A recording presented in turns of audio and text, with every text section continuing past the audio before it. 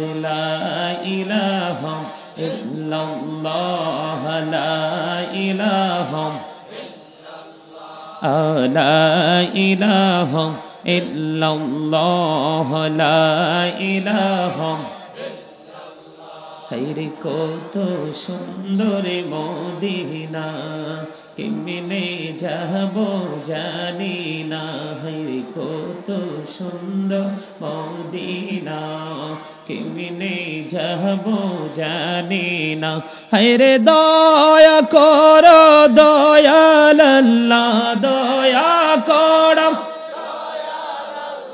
নসিব করো মদিনা لا إله إلا الله لا إله لا إله لا إله إلا الله لا إله হায়রে নামাজ রোজা চাইরো না মা বাবাকে ভুইল না হায়রে নামাজ রোজা চাইরো না মা বাবাকে ভুইল না হায়রে জান্নাত বাসী হইতে চাইলে জান্নাত বাসী হইতে চাইলে প্রাণ ভরে করো সাধনা লা ইলাহা ইল্লাল্লাহ লা ইলাহা লা ইলাহা ইল্লাল্লাহ মুহাম্মাদুর রাসূলুল্লাহ সাল্লাল্লাহু আলাইহি ওয়াসাল্লাম আল্লাহ আল্লাহ আল্লাহ আল্লাহ আল্লাহ আল্লাহ আল্লাহ আল্লাহ আল্লাহ Allah Allah Allah Allah Allah Allah Allah mashallah Allah এই নামেতে এত মধু এই নামেতে এত মধু জাহানি তো আগের দয়া জাহানি তো আগে যতই যাবি নামটি তোমার যতই যাবি নামটি তোমার ততই মধুর লাগে রে দয়া ততই মধুর লাগে আল্লাহ আল্লাহ আল্লাহ আল্লাহ মহব্বতে আল্লাহ আল্লাহ আল্লাহ আল্লাহ আল্লাহ প্রাণ বড়িয়া ডাকে রে বান্দা প্রাণ বড়িয়া ডাকে হায়রে প্রাণ বড়িয়া ডাকে রে বান্দা প্রাণ বড়িয়া ডাক হায়রে প্রাণ বড়িয়া ডাকিলে রে বান্দা প্রাণ বড়িয়া ডাকিলে রে বান্দা গহনা করব মহা আল্লাহ আল্লাহ আল্লাহ আল্লাহ মাশাআল্লাহ আল্লাহ আল্লাহ আল্লাহ আল্লাহ আল্লাহ প্রেমেরা কোহড়ে গো নবী মেহরাজেতে যাইয়া প্রেমেরা কোহড়ে গো নবী মেহরাজেতে যাইয়া দয়াল প্রভু দিলেন মেরাজ দয়াল প্রভু দিলেন মেরাজ মুমিনের লাগিয়া আল্লাহ আল্লাহ আল্লাহ আল্লাহ মাশাআল্লাহ আল্লাহ আল্লাহ আল্লাহ আল্লাহ আল্লাহ আল্লাহ আল্লাহু দেহি আর মাঝে আল্লাহু দেহি আর মাঝে কিসের করো খেলা পিছের দিকে চাইয়া দেখো পিছের দিকে চাইয়া দেখো ডুবে যায় তোর বেলা রে আল্লাহ আল্লাহ আল্লাহ আল্লাহ আল্লাহ মাশাআল্লাহ আল্লাহ আল্লাহ আল্লাহ লাডাইকা হইলেন আল্লাহর ওলি গাউসুল আজম নাম যার শুনি ডাইকা হইলেন আল্লাহর ওলি গাউসুল আজম নাম যার শুনি বেলায়েতের আলোয় ভরলো বেলায়েতের আলোয় ভরলো পাখি ভূমি বাগদাহ তো আল্লাহ আল্লাহ আল্লাহ আল্লাহ আল্লাহ মাশাআল্লাহ আল্লাহ আল্লাহ ডাইকা হইলেন আল্লাহর ওলি শাহজালাল নাম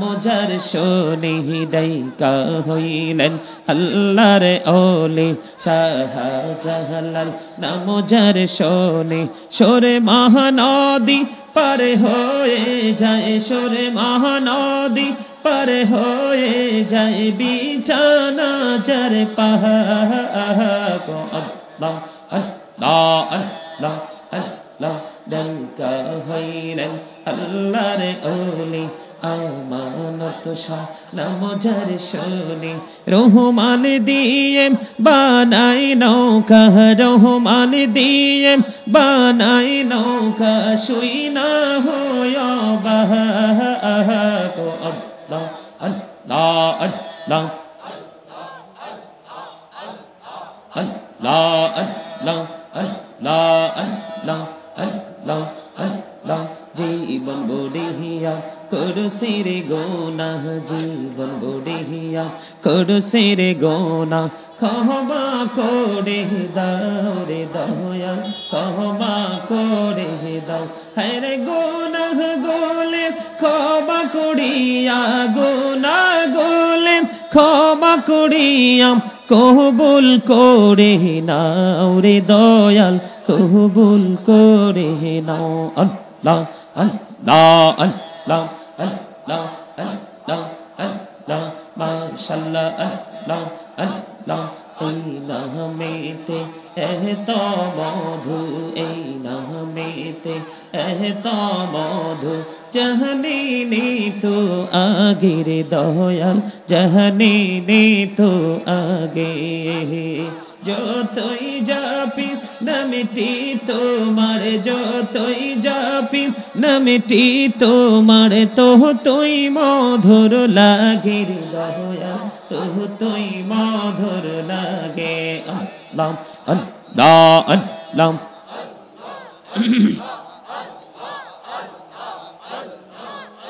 লা ইলাহা ইল্লাল্লাহু মুহাম্মাদুর রাসূলুল্লাহ সাল্লাল্লাহু আলাইহি ওয়াসাল্লাম। উপস্থিত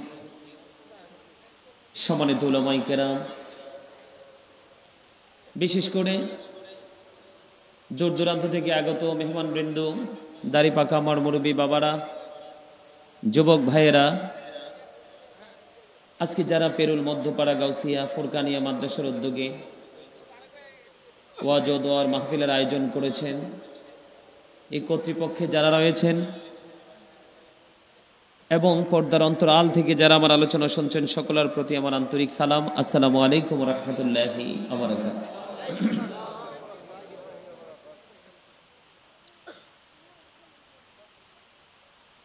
সম্মানিত উপস্থিতি, আল্লাহ রাব্বুল আলামিন আজকে আমাদেরকে পেরুল মধ্যপাড়া গাউসিয়া ফুরকানিয়া মাদ্রাসার উদ্যোগে যে ওয়াজ ও দোয়ার মাহফিলের আয়োজন করা হয়েছে, সেই মাহফিলে আমরা শারীরিক মানসিক সুস্থতা নিয়ে জান্নাতের বাগান অ্যাটেন্ড করতে পেরেছি এবং আল্লাহর হাবিবের শানে কয়েক মর্তবা দুরূদ ও সালাম, আল্লাহর জাতের জিকির করার তৌফিক আল্লাহ আমাদেরকে দিয়েছেন। সেই শুকরিয়া দান সকলে একবার পড়ুন আলহামদুলিল্লাহ। আরো জোরে বলেন আলহামদুলিল্লাহ। সম্মানিত উপস্থিতি, আপনার শুনতে কষ্ট হলেও সত্য, আমি কিন্তু এতক্ষণ তামাশা করি নাই। কি করেছি? দরুদ পড়েছি। প্রথমে ছোট্ট করে একটু খুতবা পড়ে তারপরে কি করলাম? দরুদ পড়লাম। দরুদ is the most excellent prayer Muslim religion. ধর্মাবলম্বীদের জন্য গুরুত্বপূর্ণ এক মহা ইবাদত হলো নবীর প্রেমের দরুদ। যেই দরুদ পড়তে না পারলে আপনার নামাজের মতো গুরুত্বপূর্ণ ইবাদত পর্যন্ত কবুল হয় না। সেই দরুদ পড়েছি। অনেককে দেখেছি অন্য মনস্ক, কিন্তু সেটা কিছু মনে করিনি। কিন্তু জিকির যখন ধরলাম, একটা কথাও কি আপনি ফালাতে পারবেন?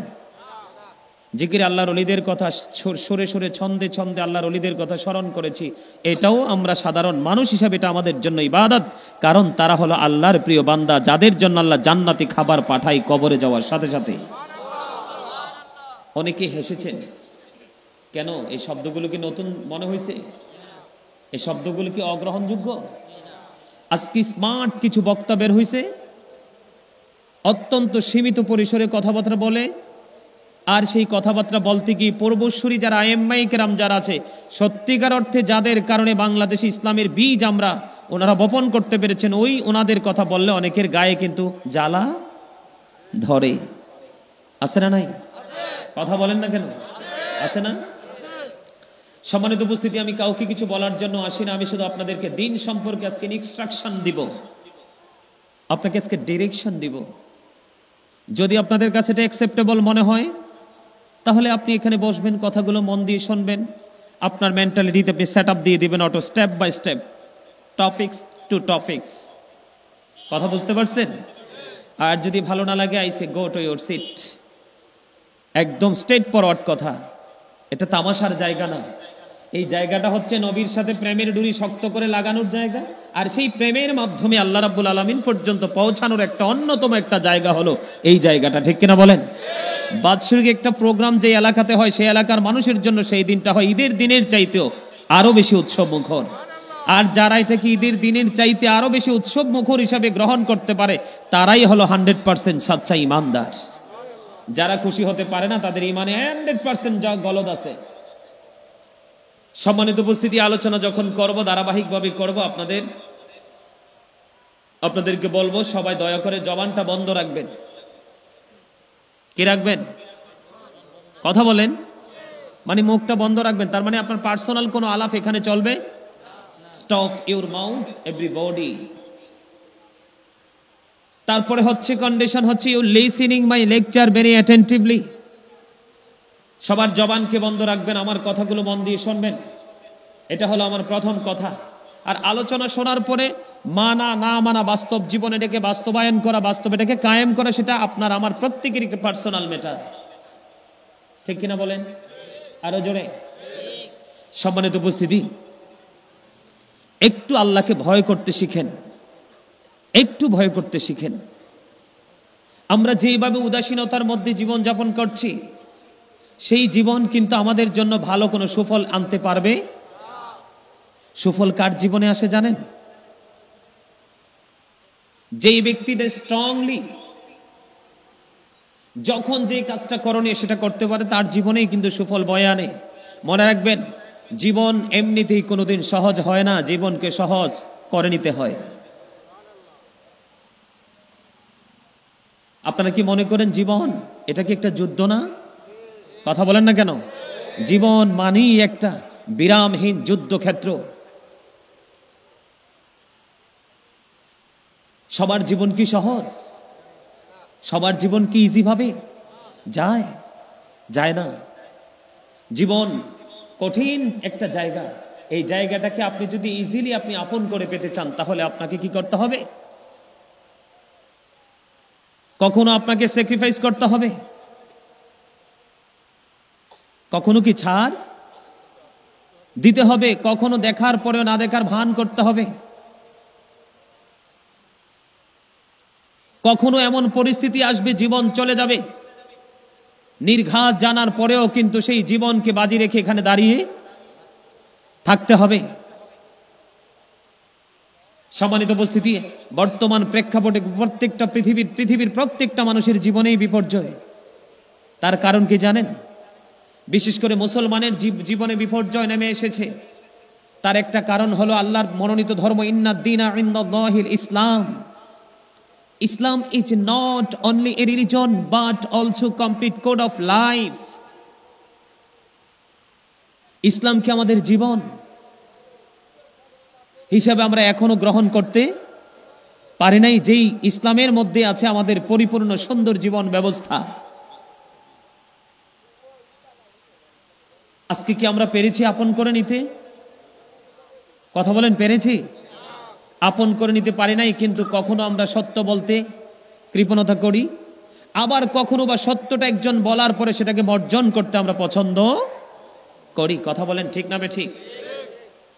সম্মানিত উপস্থিতি, জীবনকে সুন্দর করতে হলে, ফিউচারকে ব্রাইটনেস করতে হলে, আপনার ভবিষ্যৎকে উজ্জ্বল করতে হলে, আলোকিত ভবিষ্যৎ যদি দেখতে চান, আপনার ফিউচারকে যদি আপনি ব্রাইটনেস করতে চান, তার মানে আপনার ভবিষ্যৎকে যদি আপনি আলোকিত করতে চান,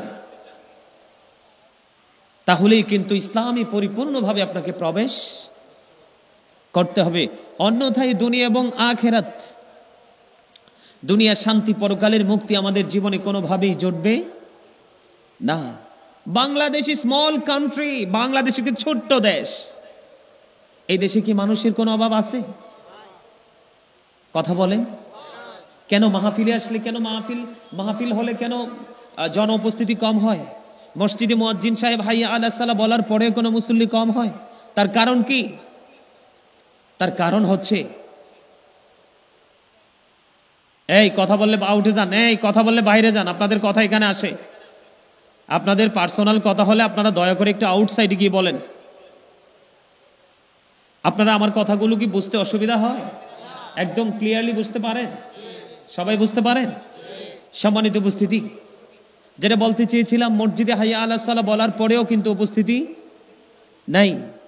এত সুন্দর জান্নাতের বাগান, যেই বাগানের চতুর্দিকে আজকে রহমতের ফেরেশতারা কানায় কানায় ভরে আছে। জানেন, যখন মুমিনরা জান্নাতের বাগানে বসে জিকির করতে থাকে, ফেরেশতারা আসমান ছেড়ে জমিনে চলে আসে। আল্লাহ প্রশ্ন করে, তোমরা জমিনে কি করছো? আল্লাহ গো, তোমার বান্দারা তো মধুর সুরে জিকির করছে। সেই জিকিরের আওয়াজে আর থাকতে পারেনি, জমিনে চলে এসেছে আমাদেরকে স্বাগতম জানানোর জন্য। সেই চোখ কি আমাদের আছে? চোখ তো নাই। আমাদের সেই অনুভব করার মতো, ফিল করার মতো সেই মনটাও তো নাই। এদিকে তাকান, আজকে বছরের প্রথম দিন, অনেক মানুষ গান, বাদ্যযন্ত্র, নৃত্য পরিবেশনের মাধ্যমে গত রাত্রি থেকে তারা ব্যস্ত কিনা আপনারা জানেন? গোলা ফুটানো, আতশবাজি ফোটানো মুসলমানের জন্য টোটালি হারাম। গতকালকে যখন প্রোগ্রাম থেকে বাসায় ঢুকলাম, চতুর্দিকে এত বেশি আওয়াজ, মানে এখানে অস্থির হয়ে যাওয়ার মতো পরিবেশ। এটা কি কখনো কোনো মুসলমানের কালচার হতে পারে?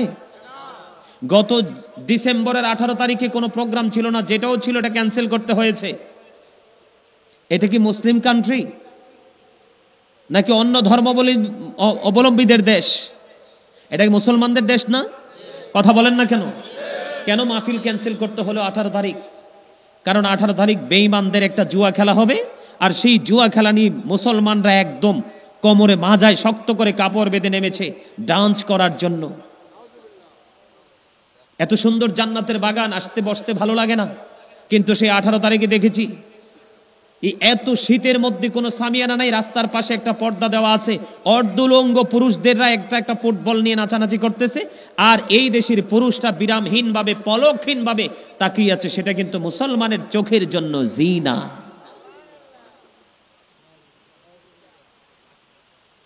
কথা বলেন, করছে কি করছে না?